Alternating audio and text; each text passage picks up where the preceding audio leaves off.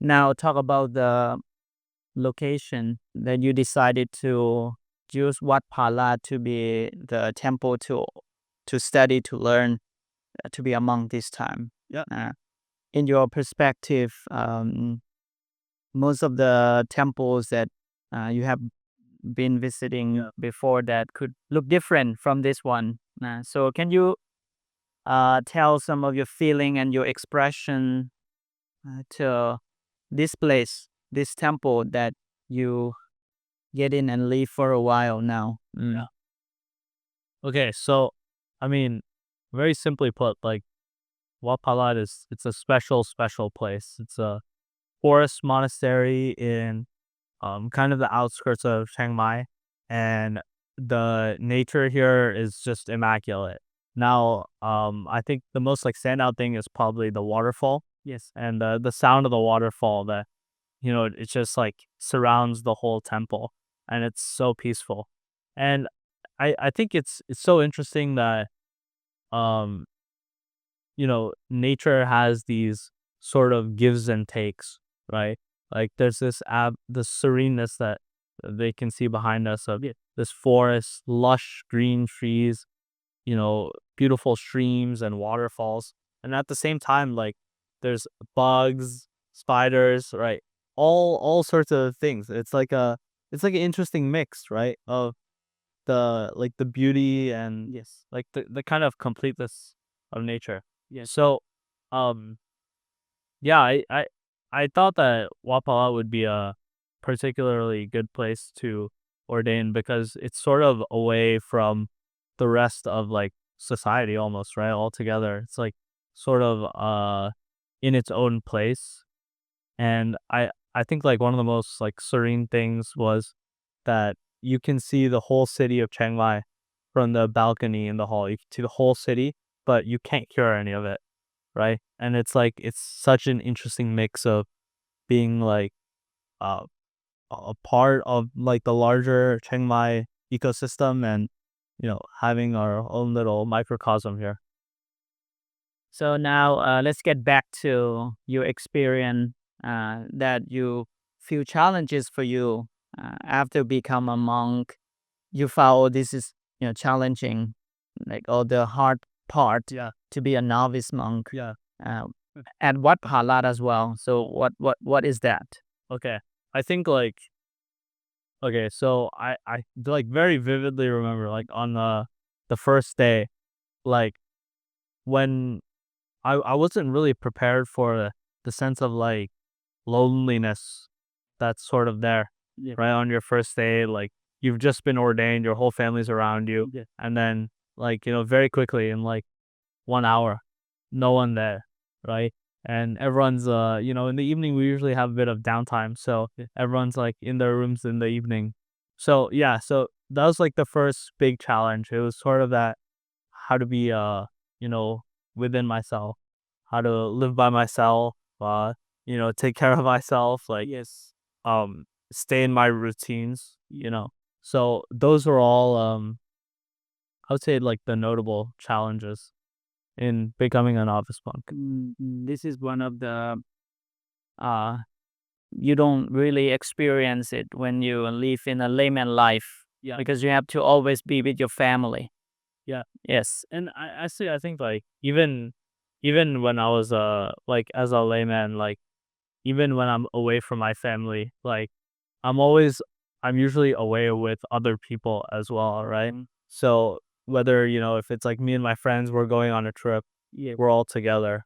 And yeah, it's sort of just like this sense of like, you know, where am I? What's going on? Like, you can hear like I it's so weird. Like when you first come to Wapa or the forest in general, everything like sounds so loud. Like every bug. This is sound This sound, right? very loud at the first At the time. first time. It's so loud and you're like, "Oh my god, like I'm in the middle of nowhere. I don't know anyone if in like a, 100-mile radius, right?"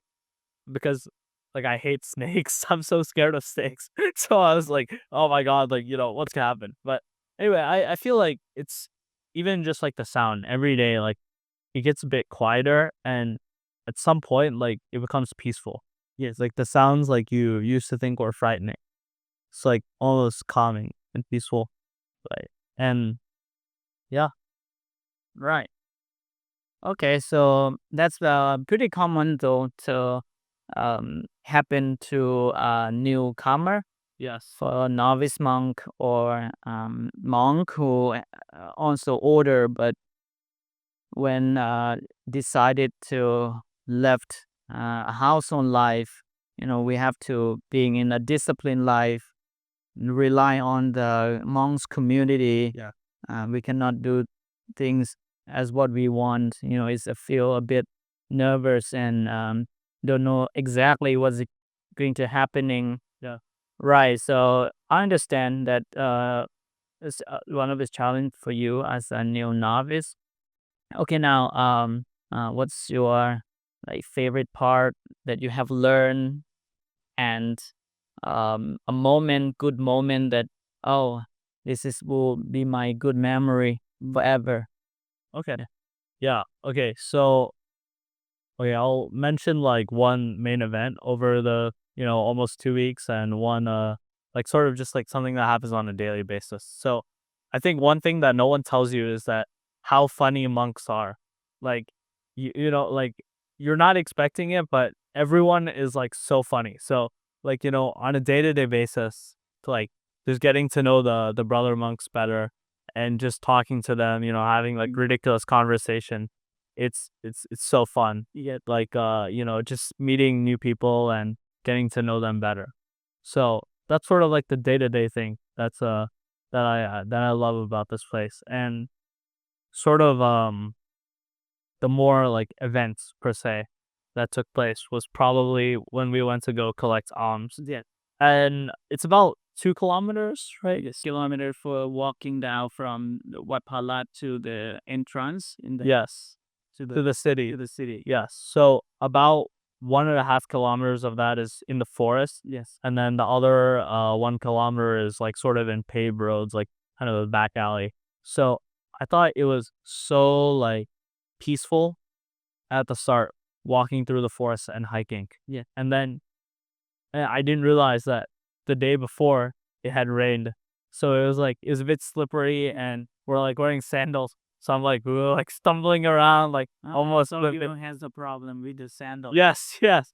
So um yeah, it's like it's kind of a like an out of body experience, just going through the forest, hearing the wild boar, right? But you're there with you know your friends, right? Yeah. So it's like it's fun in a way.